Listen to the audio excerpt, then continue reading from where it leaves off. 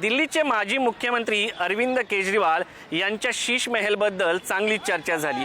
आता आंध्र प्रदेशचे माजी मुख्यमंत्री जगनमोहन रेड्डी यांच्या 600 कोटीच्या शीश महलबद्दल सध्या चांगली चर्चा सुरू आहे।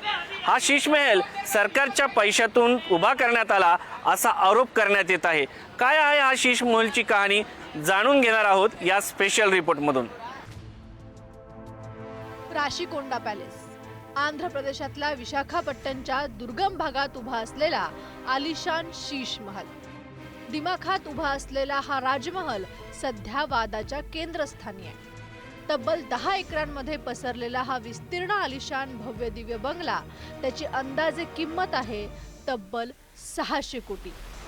आंध्रचे माजी मुख्यमंत्री जगनमोहन रेड्डी यांचा हा आलिशान राजवाडा आहे। त्याचं घर आणि ऑफिसही इथंच आहे। भारतीय आणि इस्लामी शैलीचं मिश्रण असलेला हा भव्य राशिकोंडा पॅलेसच्या सजावटीसाठी सोने आणि इटालियन मार्बलचा वापर। पॅलेसमध्ये एका कमोडची किंमत आहे 10 ते 12 लाख रुपये। त्यातलं टॉयलेटच सामान्य माणसाच्या घरापेक्षा 4 पट मोठं आहे। महालाच्या आत अत्यंत मौल्यवान फर्निचर आहे। रस्ते, ड्रेनेज व्यवस्था आणि वीज उपकेंद्रासह विविध सुविधा आहेत। हा महाल बांधण्यासाठी नियमांचं उल्लंघन करून राशिकोंडा टेकडीचा अर्धा भाग पोखरण्यात आल्याचा आरोप होतोय।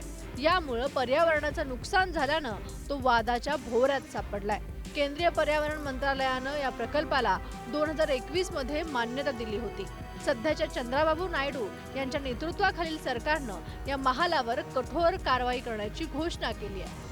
त्यामुळेच हा शीश महल वादाचा केंद्रबिंदू ठरलाय। राशिकोंडा पॅलेससाठी अवास्तव खर्च करण्यात आलाय। महालातील अनेक गोष्टींच्या किमती जास्त सांगितल्या।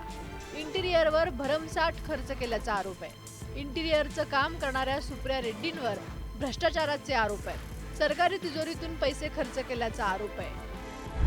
सरकार बदलल्यानंतर आता सुडाच्या भावनेनं कारवाई केली जात असल्याचा रेड्डी समर्थकांचा आक्षेप आहे। यातलं राजकारण सोडा, मात्र खरोखरच सामान्य माणसाच्या कराच्या पैशातून हा आलिशान महाल उभारण्यात आला असेल तर त्यावर कारवाई व्हायलाच हवी।